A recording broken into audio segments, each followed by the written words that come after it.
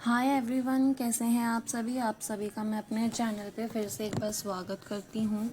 और आज मैं आप लोगों को ड्यू सोल का सेमेस्टर 5 का पीएमबीडी साइकोलॉजी के सब्जेक्ट का सिलेबस कवर अप करवाऊँगी। और इसमें टोटल 9 लेसन्स हैं। मैं आप लोगों को लास्ट लेसन से इसलिए स्टार्ट करवा रही हूँ क्योंकि ये बहुत ईजी चैप्टर्स हैं लास्ट में। पहले के 2-3 चैप्टर्स थोड़े मुश्किल हैं, थोड़े टफ से हैं, इसलिए उनको समझने में भी, और उनका कंटेंट भी बहुत ज़्यादा है तो इसलिए उसे समझने में भी थोड़ा टाइम लगेगा हमें। हो सकता है उसमें शायद 2 या 3 क्लासेस चली जाएं, ऐसा भी पॉसिबल है। ठीक है, तो आज हम सबसे पहले पढ़ेंगे न्यूरो डेवलपमेंटल डिसऑर्डर्स के बारे में। ठीक है, न्यूरो डेवलपमेंटल डिसऑर्डर क्या होता है बेसिकली, आप में से अगर किसी को पता हो या फिर किसी ने स्पेशल एजुकेशन के बारे में पढ़ा होगा तो उसको पता होगा, लेकिन बाकियों को शायद ना भी पता हो। मैं आपको कंफर्म बता देती हूँ, समझा देती हूँ क्या होता है। न्यूरो डेवलपमेंटल डिसऑर्डर एक ऐसा कंडीशन है जो हमारा जो ब्रेन होता है, ब्रेन का जो डेवलपमेंट होता है हमारा, उस ब्रेन के डेवलपमेंट को वो इफ़ेक्ट करता है।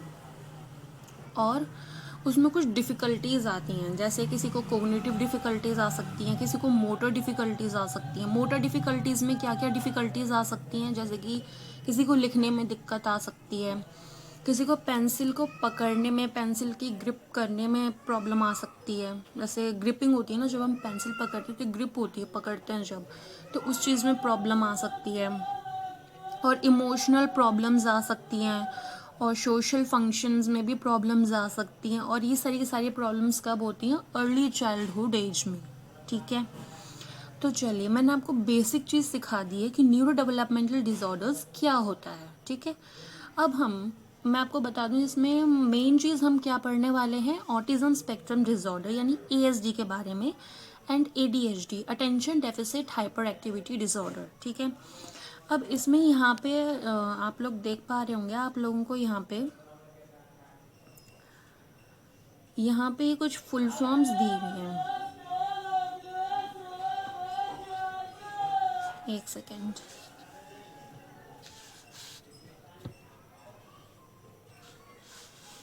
ये देखिए आप लोगों को यहाँ पे कुछ ये फुल फॉर्म्स दे रखी हैं, autism spectrum disorder and attention deficit hyper activity disorder.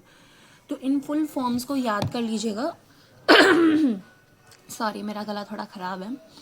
तो इन फुल फॉर्म्स को याद करने में आप लोगों को ज़्यादा मुश्किल नहीं होगी, बहुत इजी है। आप थोड़ा सा 2-3 बार पढ़ेंगे तो आप लोगों को याद हो जाएगा। It's not too tough, right. तो चलिए अब हम आगे पढ़ते हैं। अब जैसे कि हम यहाँ देख पा रहे हैं कि हम यहाँ पे सबसे पहले एएसडी के बारे में पढ़ेंगे। ठीक है, हमारा फर्स्ट टॉपिक रहेगा इंट्रोडक्शन, फिर रहेगा nature and concept of autism, ASD. ठीक है, ऑटिज्म स्पेक्ट्रम डिसऑर्डर और autism is the same thing, आप उसको ऑटिज्म भी बोल सकते हो और ऑटिज्म स्पेक्ट्रम डिसऑर्डर भी बोल सकते हो। ठीक है, फिर इसके क्लिनिकल फीचर्स पढ़ेंगे हम, फिर हिस्टोरिकल ओरिजिन आएगा कि इसका मतलब हिस्ट्री से हमारा ओरिजिन कैसे निकला इस ऑटिज्म का। और DSM-4 एंड 5 के बारे में पढ़ेंगे कि दोनों के बीच में डिफरेंस क्या है, और ऑटिज्म के लिए DSM-5 का क्राइटेरिया क्या है। Then we will study about differential diagnosis and comorbidities. Comorbidities के बारे में मैं आपको बता दूं, कोमॉर्बिडिटीज़ का मतलब होता है जैसे किसी बच्चे को अगर ऑटिज्म है तो ऑटिज्म के साथ साथ उस बच्चे को एंजाइटी की प्रॉब्लम भी होंगी। ठीक है, और कुछ कम्युनिकेशन प्रॉब्लम्स भी हो सकती हैं। सॉरी, इस खांसी पे थोड़ा ध्यान मत दीजिएगा आप लोग, क्योंकि थोड़ा गला ख़राब चल रहा है मेरा। तो हाँ, हम कहाँ पे थे, कोमॉर्बिडिटीज़। तो कोमॉर्बिडिटीज़ का मतलब यही होता है किसी एक डिसेबिलिटी या डिसऑर्डर के साथ और भी 2-3 तरह की बीमारियां या परेशानियां होना। जैसे ऑटिज्म के साथ आपको एंजाइटी देखने को मिल सकती है। ठीक है, और भी 1-2 चीज़ें देखने को मिल सकती हैं। मतलब आप ऐसा कह सकते हो कि किसी भी एक डिसेबिलिटी के साथ या किसी भी एक डिसऑर्डर के साथ आपको कोई एक सिंगल डिसऑर्डर नहीं मिलेगा, उसके साथ आपको और भी परेशानियां देखने को मिलेंगी। ठीक है, फिर हम पढ़ेंगे प्रेवलेंस ऑफ ऑटिज्म। अब इसके बाद हमारा टॉपिक चेंज होता है, अब हम पढ़ेंगे nature and concept of ADHD. ठीक है, यही सारे के सारे टॉपिक्स अब हम नीचे एडीएचडी के लिए भी पढ़ेंगे। ये बात पक्की है कि आप लोगों को ये नाम याद करने पड़ेंगे, इनकी फुल फॉर्म्स याद करनी पड़ेंगी। ये पेपर में भी आप लोगों के लिए बहुत हेल्पफुल रहेगा, सो प्लीज़ इसको याद कर लीजिएगा, समझ लीजिएगा। तो चलिए शुरू करते हैं। सबसे पहले हम यहाँ पे पढ़ेंगे इंट्रोडक्शन, ये हम ऑटिज्म का पढ़ेंगे, ठीक है। Have you ever come across a child who just doesn't seem to respond when called or who can't sit still even for a few minutes. मतलब अगर आप लोगों ने कभी कोई ऐसा बच्चा देखा है कि जो बिल्कुल भी मतलब एक जगह टिक के ना बैठता हो और उसको चलने की ज़्यादा परेशानी हो, वो चलते ही रहता है, लगातार चलता है, बट फिर भी वो थकता नहीं है, तो इस तरीके का जो सिम्टम होता है ये ऑटिज्म के बच्चों में होता है। अक्सर देखा जाता है कि जो ऑटिज्म के बच्चे हैं उनमें ये दिक्कत होती है कि बार बार चलते रहते हैं, हाइपर होते हैं। हाइपर होने के कारण वो ज़्यादा चलते रहते हैं और उनको बोल बोल के बिठाना पड़ता है। अगर वो बच्चे बिल्कुल भी नहीं बैठते, बहुत ज़्यादा हाइपर हैं, और अगर आप उनको 1 या 2 मिनट के लिए भी बिठा पा रहे हो तो दैट मीन्स कि जो बैठने की हैबिट है वो बच्चे की धीरे धीरे इंक्रीज होगी, बढ़ती चली जाएगी।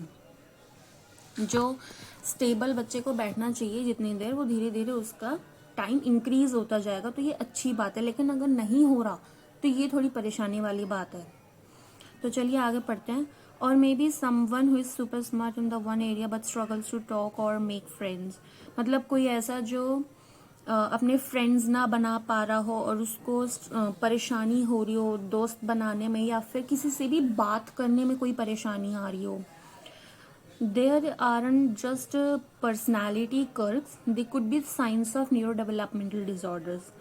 तो अगर किसी के साथ भी ऐसा हो रहा है तो ऐसा पॉसिबल है कि उसको न्यूरो डेवलपमेंटल डिसऑर्डर्स हो, ठीक है। ये ज़रूरी नहीं है कि उसकी पर्सनालिटी ही ऐसी हो कि वो फ्रेंड्स नहीं बना पा रहा या उसको दोस्तों से बात करने में कोई स्ट्रगल हो रहा है। तो इस चैप्टर में हम लोग इस चीज़ को एक्सप्लोर करेंगे कि ऐसे कौन से कॉमनली डिस्कस्ड कंडीशंस हैं चाइल्ड साइकोलॉजी में, ऑटिज्म स्पेक्ट्रम में और ADHD में, ठीक है।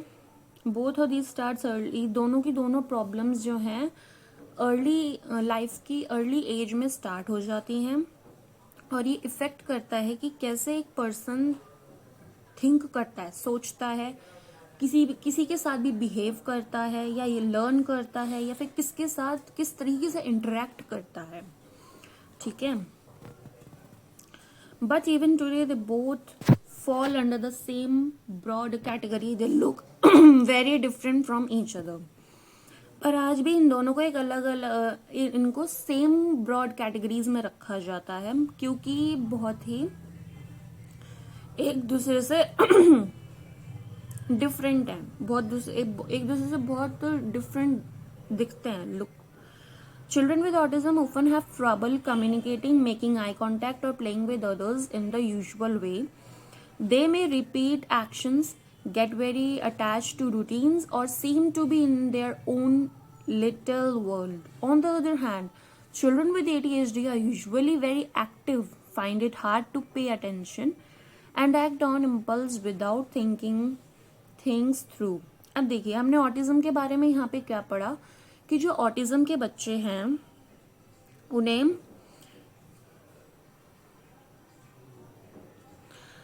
ये देखिए यहाँ पे हमने यहाँ पे क्या पढ़ा कि जो ऑटिज्म के बच्चे हैं उन्हें कम्युनिकेट यानी बात करने में प्रॉब्लम होती है, ट्रबल होता है, और ये बच्चे आई कांटेक्ट भी नहीं बना पाते हैं, राइट। और दूसरों के साथ एक यूजुअल वे में भी इनको खेलने में बहुत दिक्कत आती है। अक्सर आप देखते होंगे अगर आप किसी कम्युनिटी या किसी सोसाइटी में रहते हैं तो वहाँ पे 2-4 बच्चे मिलजुल के एक साथ खेलते हैं, आपस में तरह तरह के खेल खेलते हैं, लेकिन इन बच्चों में ये प्रॉब्लम होती है कि उन बच्चों के साथ ये घुल मिल नहीं पाते हैं। अगर घुल मिल भी जाएंगे तो बच्चे इस तरीके के बच्चों को अपने साथ एक्सेप्ट नहीं करते खेलने के लिए। बच्चे इनको कह सकते हैं कि अपने से एक तरीके से बोला जाए तो ये इन बच्चों को अलग मानते हैं अपने से, आप ये बोल सकते हो। और ऑटिज्म के बच्चों में एक और स्पेशल सिम्टम होता है, वो होता है कि हर एक्टिविटी को वो रिपीट करते हैं, ठीक है। मतलब जैसे कि ऑटिज्म का मैं आपको बहुत अच्छा एग्जांपल दे सकती हूँ, जैसे कि हैंड फ्लैपिंग। ऑटिज़म के बच्चों में आप हैंड फ्लैपिंग बहुत ज़्यादा देख सकते हैं, फिर चाहे वो ऑटिज़म का बच्चा वर्बल हो या नॉन वर्बल, आपको ऑटिज़म के बच्चों में हैंड फ्लैपिंग सिम्टम ज़रूर दिखेगा। और ये इनके जो भी एक्शंस होते हैं रिपीटेड होते हैं, ठीक है, मतलब ये बहुत ज़्यादा रिपीट करते हैं एंड ये अपने रूटीन से बहुत ज़्यादा अटैच्ड होते हैं। अटैच्ड मतलब जैसे कि अगर कोई बच्चा है जो स्कूल जाता है, तो घर से स्कूल तक जाने का जो उसका रूट है वो उसको धीरे धीरे याद हो जाएगा, पर उसको याद होने के बाद अगर आपने सडनली किसी दिन अगर आपने वो रूट चेंज कर दिया, तो फिर वो बच्चा आपको बीच में ही टोक देगा कि नहीं, मुझे इस रास्ते से नहीं उसी रास्ते से जाना है जिससे मैं हर बार जाता हूँ। तो इन बच्चों में ये प्रॉब्लम आती है, ठीक है। तो चलिए अब हम पढ़ते हैं ADHD के बारे में। ऑटिज़म के बारे में आई थिंक आप सबको समझ में आ गया होगा, मैंने स्टार्टिंग में जितना समझाया। और अगर आप लोगों को कोई प्रॉब्लम आई हो ऑटिज़म के टॉपिक को समझने में, तो प्लीज़ मुझे कमेंट सेक्शन में ज़रूर बताइएगा, ताकि मैं आप लोगों को ऑटिज़म के बारे में और भी ज़्यादा अच्छे से समझा सकूं, बता पाऊं, ताकि मुझे ये पता लगे कि आप लोगों को समझ में आया कि नहीं आया, ठीक है। मैं उसके लिए भी एक स्पेशल वीडियो बना दूंगी। तो चलिए आगे बढ़ते हैं। अब हम पढ़ेंगे ADHD के बारे में। Children with ADHD are usually have active, मतलब ये बच्चे ज़्यादातर एक्टिव होते हैं, ठीक है। Find it hard to pay attention, पर इनको अटेंशन प्रॉब्लम्स होती हैं, इनको बहुत ज़्यादा हार्ड टू पे अटेंशन, मतलब इनको अटेंशन प्रॉब्लम्स बहुत ज़्यादा होती हैं। And act on impulse without thinking things through, मतलब ये चीज़ों पे अचानक से इम्पल्स हो जाते हैं बगैर कुछ सोचे। What makes these disorders tricky is that they are not always easy to spot. इन दोनों डिजॉर्डर्स में प्रॉब्लम ये कि इन डिजॉर्डर्स को आप हमेशा इजीली स्पॉट नहीं कर पाओगे, क्योंकि जैसा कि हमने अभी ऊपर भी पढ़ा था कि ऑटिज्म स्पेक्ट्रम डिजॉर्डर के जो सिम्टम्स इसने स्टार्टिंग में हमें ऊपर बताए थे इंट्रोडक्शन में, कि बच्चे को स्ट्रगल हो रहा है अपने पीयर्स से बात करने में या किसी से भी बात करने में। और हमने क्या पढ़ा था,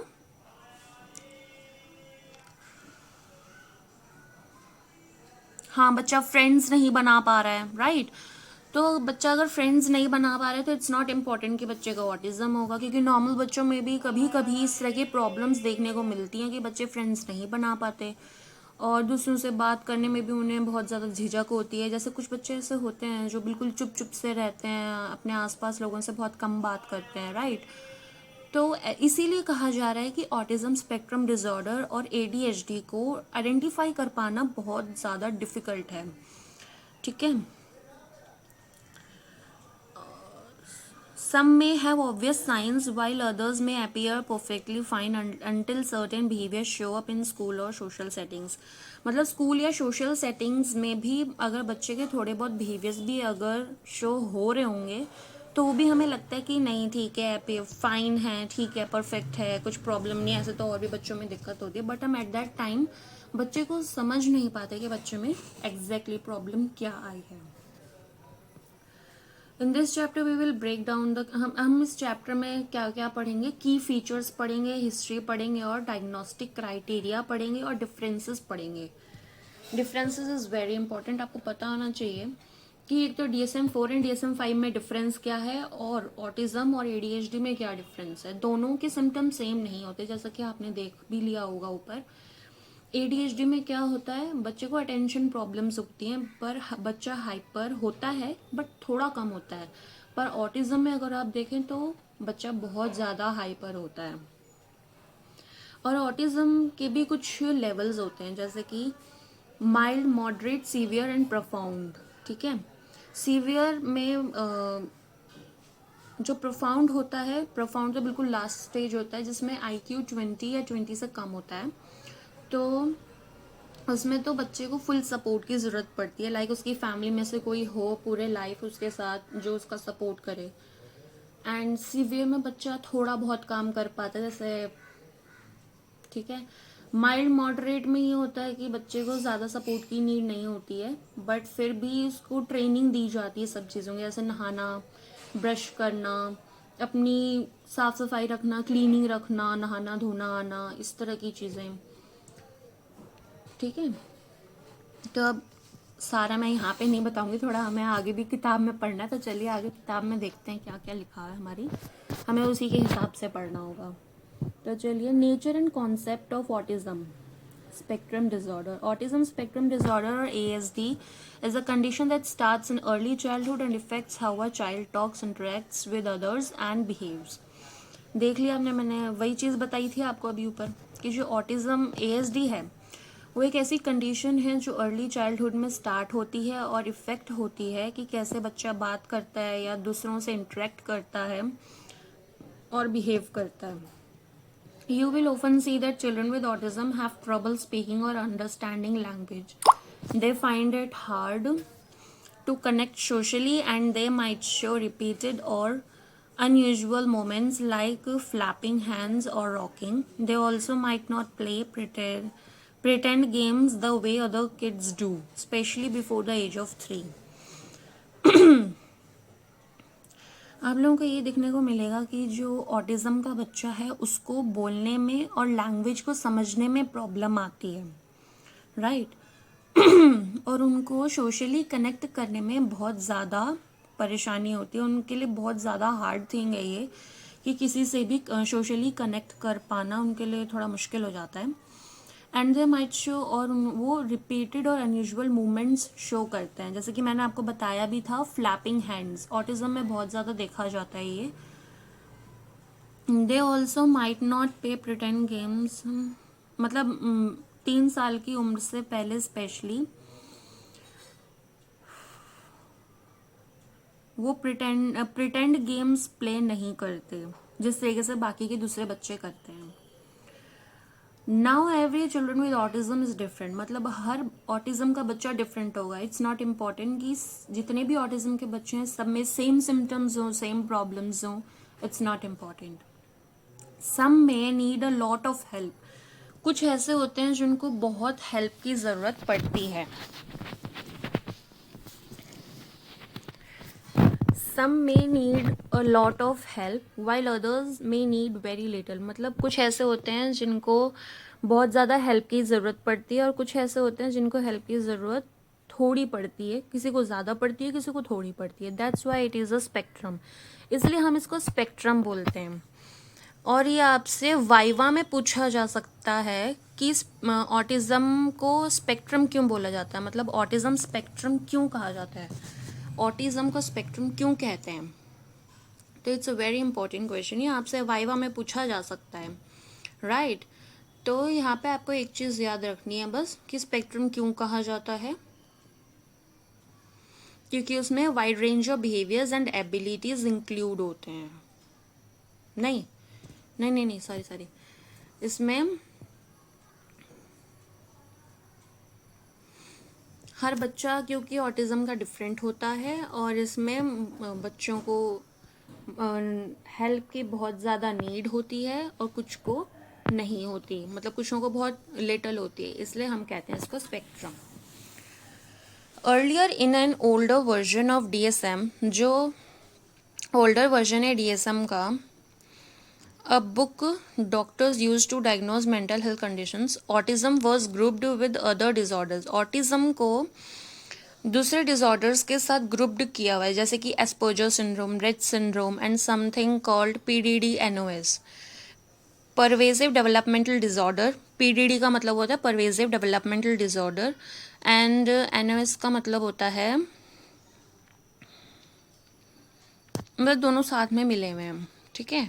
एस्पर्जर सिंड्रोम, रेट सिंड्रोम, ठीक है, ये सारी चीज़ें पहले DSM में इंक्लूडेड थी, बट अब ऑटिज़म और इन सारी डिसऑर्डर्स को सबको अलग कर दिया गया है। All these were part of a category called pervasive developmental disorder. ये सभी एस्पर्जर सिंड्रोम, रेट सिंड्रोम और PDD-NOS, ये सब अब परवेसिव डेवलपमेंटल डिसऑर्डर के पार्ट हैं, ठीक है। All these were parts of a category, but in the newer version, पर जो DSM-5 का न्यू वर्जन आया है, these have all been brought together under one name, मतलब इन सभी को एस्पर्जर सिंड्रोम, रेट सिंड्रोम और PDD-NOS, इसको ऑटिज्म के अंदर ही काउंट किया गया है DSM-5 में। Now instead of having separate labels, मतलब इनको अलग अलग लेबल करने से अच्छा है, doctors look at how mild and severe the symptoms are to understand how much support a person needs. ये देखिए नीचे यहाँ पे आपको ऑटिज्म के साइंस बताए गए हैं कि क्या क्या साइन होते हैं। पहला क्या दिखा रहा है यहाँ पे,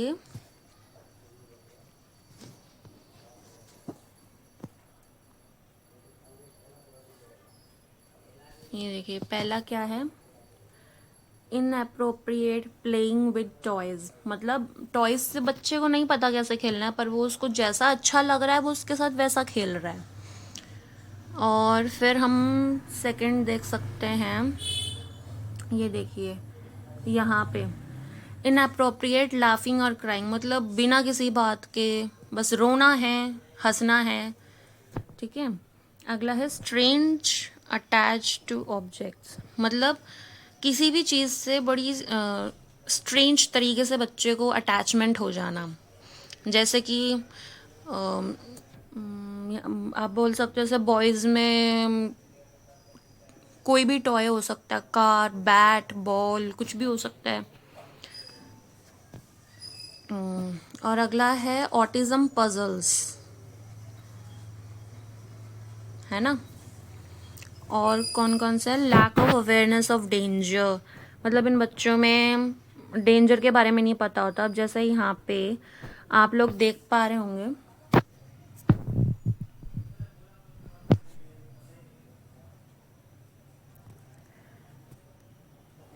ये देखिए यहाँ पे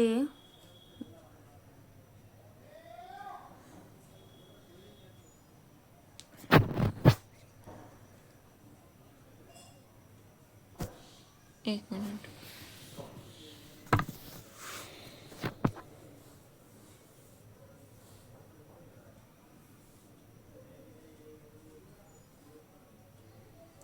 ये देखो यहाँ पे क्या हो रहा है, ये बच्चा कार के आगे खड़ा है पर उसको पता ही नहीं है कि अगर वो कार के आगे खड़ा होगा तो उसका एक्सीडेंट भी हो सकता है। तो ये भी एक साइन है ऑटिज्म का कि ऑटिज्म के बच्चों को इन सब चीज़ों की खबर नहीं होती, उन्हें नहीं पता होता इन सब चीज़ों के बारे में। ठीक है, और देखिए यहाँ पे बीच में हाइपर एक्टिविटी और पजेसिवनेस, ये देखो, है ना। Inability to relate with others,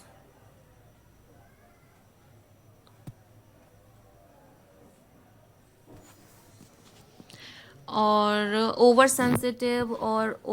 sensitive to sound, मतलब किसी भी साउंड से इनको सेंसरी इश्यूज हो सकते हैं। ठीक है, जैसे कि दिवाली के टाइम पे आपने देखा ही होगा, बड़े बड़े पटाखे बम सब जल रहे होते हैं, तो उस टाइम पे कई बार इन बच्चों को परेशानी होती है। कुछ बच्चे कान बंद करते हैं, कुछ सर पे हाथ रखवाते हैं कि मेरा सर दबा दो थोड़ा कुछ करके।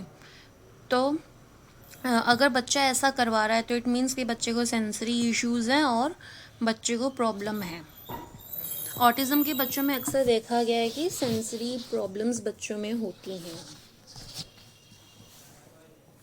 ठीक है, आ रहा है आप सभी को समझ में? अगर आप लोगों को अच्छे से समझ में आ रहा है तो प्लीज़ कमेंट सेक्शन में ज़रूर बताइएगा कि आप लोगों को समझ में आया कि नहीं आया, और समझ में कैसा आया, सब आया समझ में। और नहीं आया तो कोई अगर ऐसा टॉपिक है जो आपको समझ में नहीं आया तो प्लीज़ कमेंट सेक्शन में ज़रूर बताइएगा। और देखिए यहाँ पे difficulty dealing with changes to routine, जैसा कि मैंने बताया था, अगर इनके खाने पीने की रूटीन में भी कुछ भी चेंजेस आ जाएं तो भी इन्हें प्रॉब्लम हो जाती है। ये बहुत स्टिक रहते हैं अपने अपने रूटीन को लेके।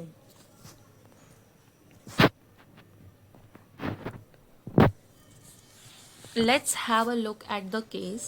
The following case illustrates some of the behaviors that may be seen in the child with autism.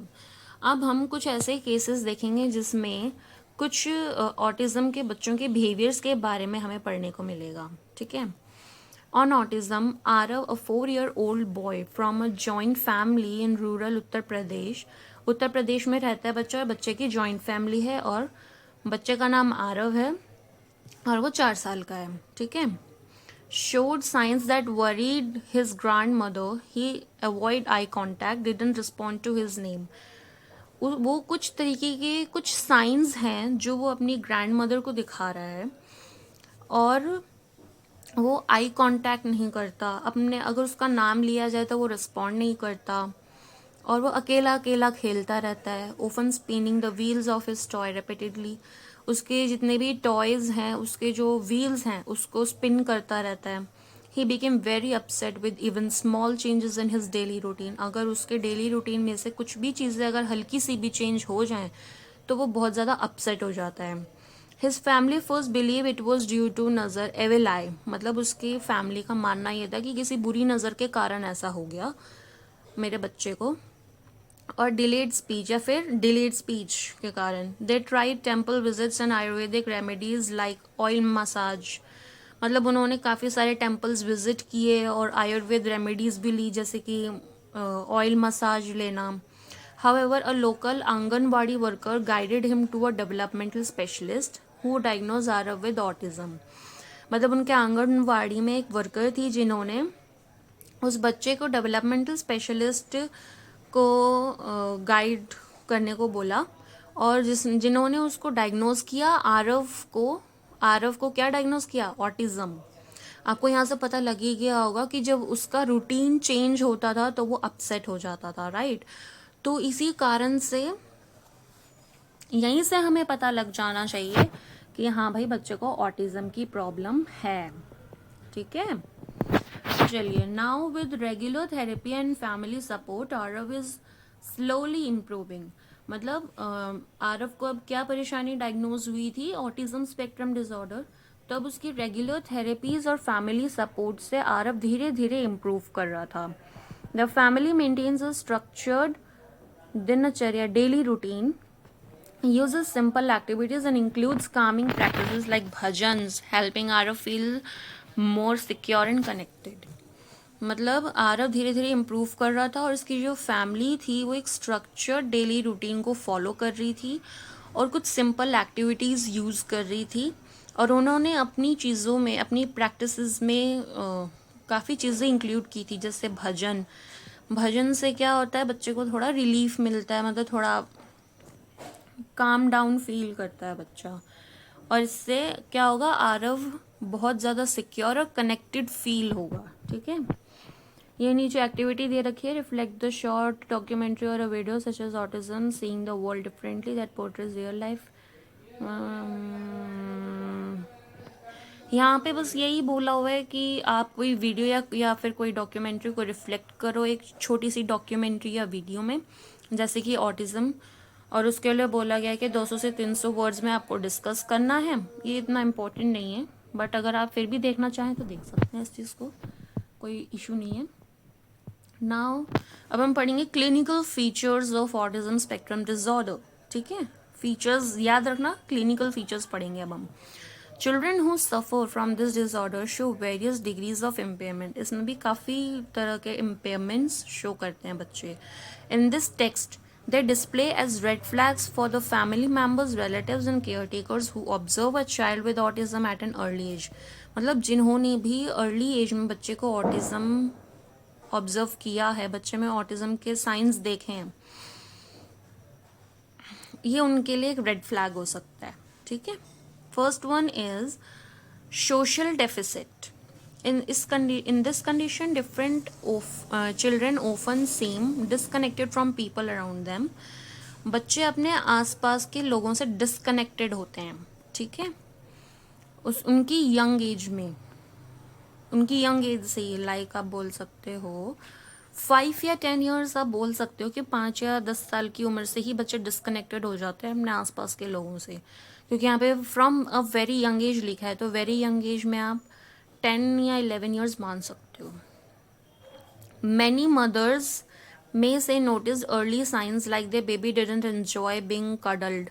मतलब काफ़ी सारी मदर्स नोटिस करती हैं कि जो अर्ली साइंस हैं बेबी के, जैसे कि बेबी इंजॉय नहीं करता कडल्ड करना, और वो वापस स्माइल नहीं करता. लाइक अगर मदर अपने बच्चे को स्माइल पास कर रही है तो बच्चा भी अपनी मदर को स्माइल पास कर रहा है कि नहीं कर रहा. नहीं कर रहा तो it means there is an issue. Or didn't make eye contact, और वो आई कांटेक्ट भी नहीं कर रहा जब उसको कुछ भी फीड किया जा रहा है, मतलब जैसे खाना खिलाया जा रहा है या, तो it feel like the child was living in their own little world. मतलब इन बच्चों का क्या है, ये बच्चे अपनी ही एक अलग दुनिया में रहते हैं, जहाँ पे जैसे अपनी हैंड फ्लैपिंग करते रहते हैं। इनकी अपनी एक अलग दुनिया होती है, हमसे अलग।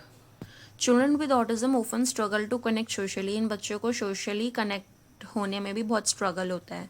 दे मे नॉट शो इफेक्शन, ये अफेक्शन शो नहीं करते। Respond to their parents voices, ये अपने पेरेंट्स के रिस्पॉन्स पे भी जस्ट अ सेकेंड।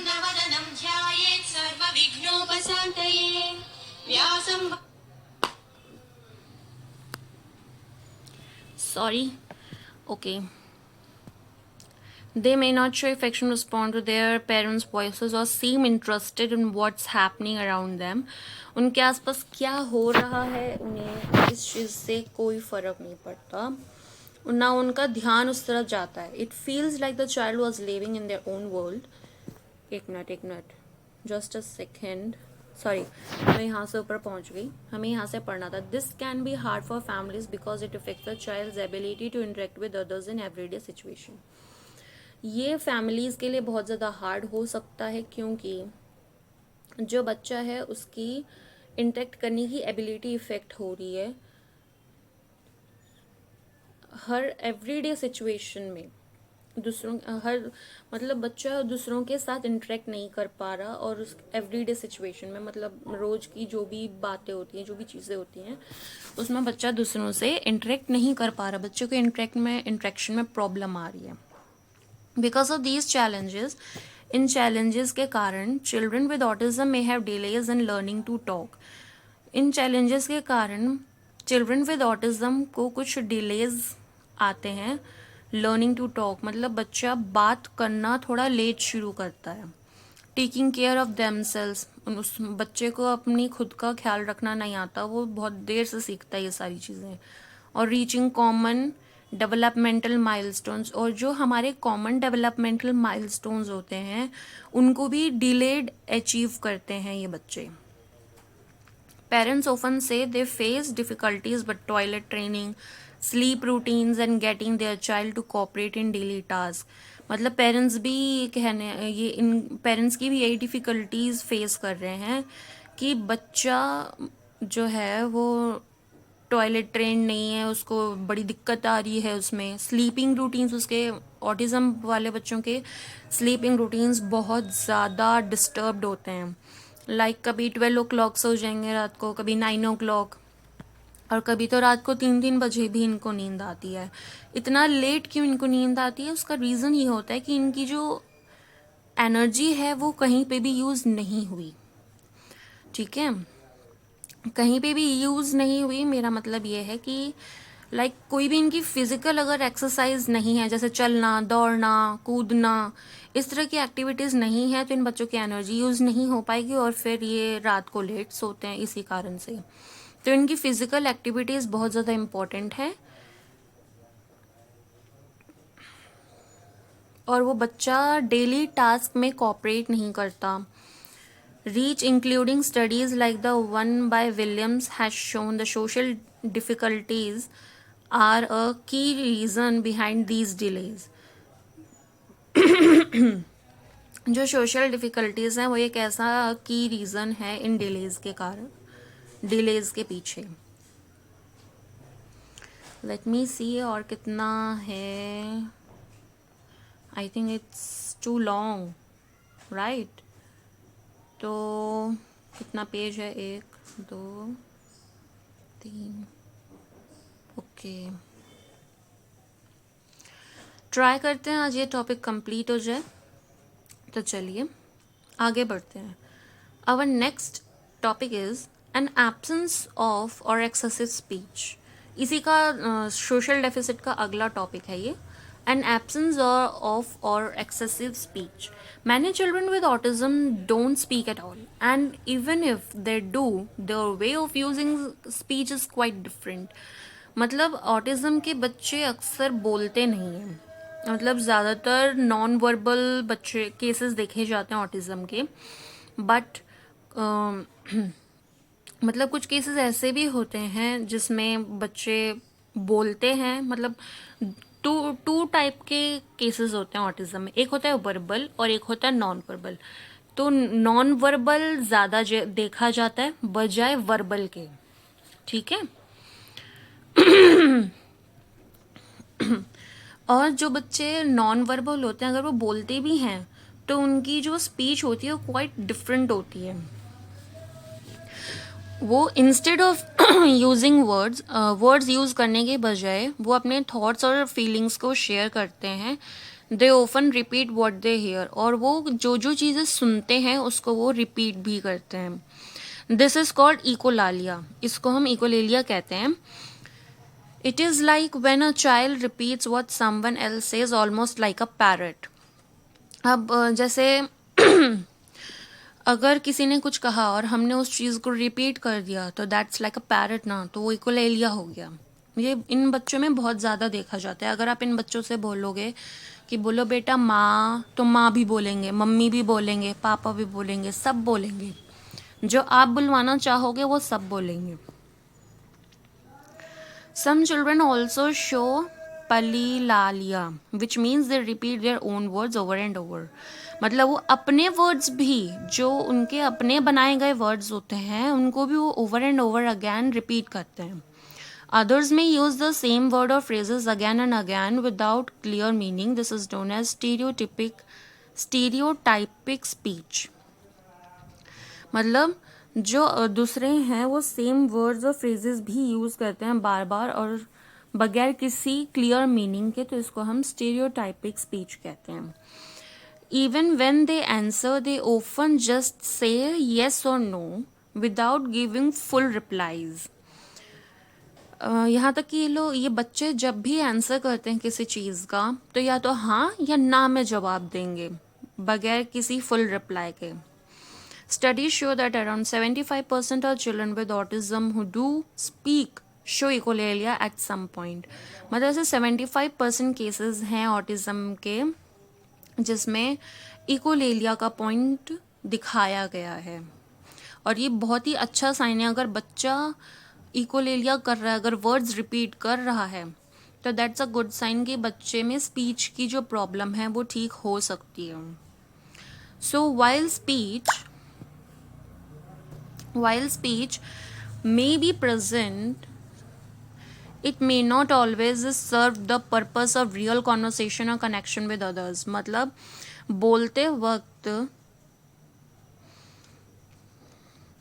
ये ज़रूरी नहीं है कि बच्चे का जो बोलने का पर्पस है वो रियल कॉन्वर्सेशन ही होगा, और हो सकता है कि दूसरों मतलब ये है कि अगर बच्चा बोल रहा है तो इसका मतलब ये ज़रूरी नहीं है कि बच्चा हमेशा रियल कॉन्वर्सेशन के लिए या दूसरों से कनेक्ट करने के लिए ही बोलेगा। आई होप आप सभी को समझ में आ रहा होगा। अगर आप लोगों को समझ में आ रहा है जो मैं पढ़ा रही हूँ तो प्लीज़ कमेंट सेक्शन में ज़रूर बताइएगा कि आप लोगों को समझ में आया कि नहीं आया।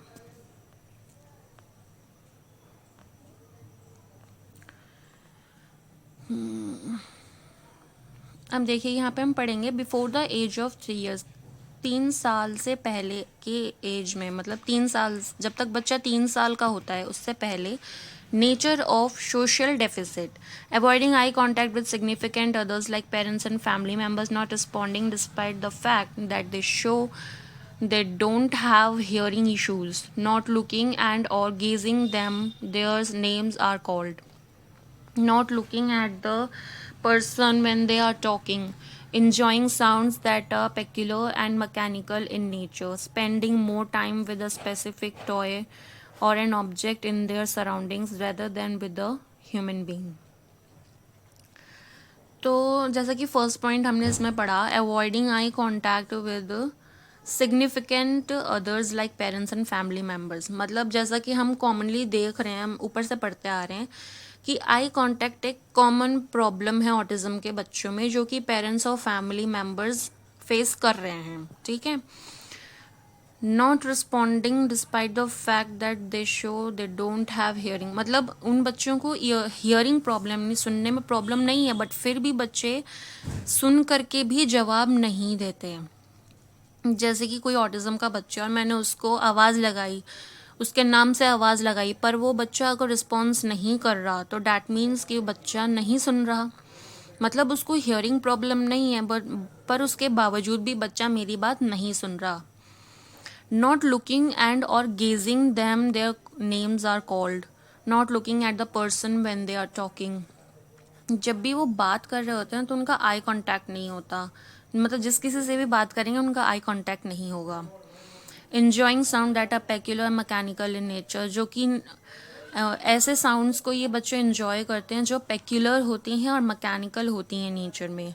Spending more time with a specific toy or an object in their surrounding rather than with a human being, मतलब हम अपने आसपास के लोगों के साथ वक्त बिताने से ज़्यादा अच्छा ये बच्चे टॉय और ऑब्जेक्ट्स के साथ टाइम स्पेंड करना ज़्यादा पसंद करते हैं। Signs of self-absorbed behavior when kept in group, play, schools and parks. Unusual behavioral reactions and gestures. इनके अनयूजुअल बिहेवियरल रिएक्शंस और जेस्चर्स होते हैं, जैसे कि may have expressions inappropriate in relation to surrounding or topic of discussion. Challenge in understanding social cues, इन बच्चों को social queues भी समझने में बहुत प्रॉब्लम्स होती हैं। Emotionally flat, they may show up no need for affection or care for others, मतलब ये बच्चे ऐसा शो करते हैं कि इनको दूसरों की केयर नहीं है, अपने आसपास के लोगों की केयर नहीं है। They seem to lack the emotion and find difficulty when they have to face any social interaction. इनके पास लैक ऑफ इमोशन होता है, मतलब इमोशंस की कमी होती है इनके पास, और इन लोगों के लिए बहुत ज़्यादा डिफ़िकल्ट हो जाता है जब इनको कोई भी सोशल इंटरेक्शन फेस करना पड़ता है। अब हम ये पढ़ेंगे nature of language deficits and access. Acquiring speech and language is challenging for individuals with autism. Autism के बच्चों के लिए स्पीच एंड लैंग्वेज एक्वायर करना बहुत ही चैलेंजिंग होता है। Range of deficits and excess with in speech and language observed in children with autism are mention below.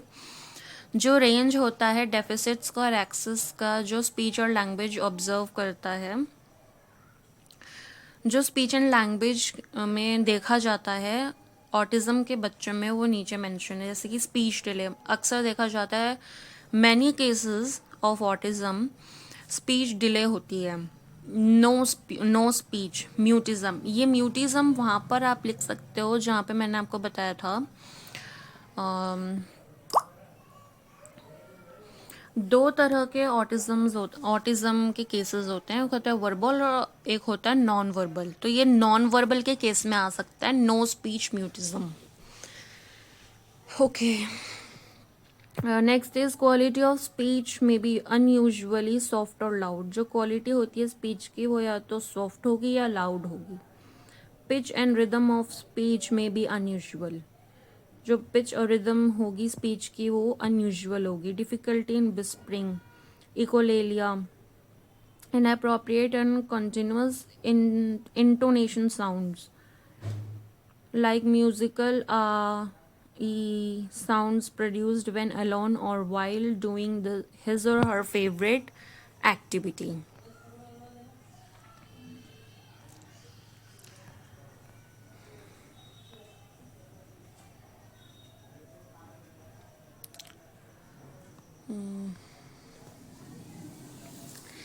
Students, मैं आपको नेक्स्ट वीडियो में मिलती हूँ, तब तक के लिए आप लोग यहाँ तक अपना पढ़ लीजिए। वीडियो अच्छे से लास्ट तक ज़रूर देखिएगा एंड प्लीज़ मेरे चैनल को लाइक, सब्सक्राइब एंड शेयर ज़रूर करिएगा। और प्लीज़ कमेंट सेक्शन में ज़रूर बताइएगा कि आज की जो मैंने आप लोगों की क्लास ली है वो आप लोगों को कैसी लगी, समझ में आया कि नहीं आया। अगर कोई भी ऐसा टॉपिक है जो समझ में नहीं आया है तो प्लीज़ मुझे ज़रूर बताइएगा।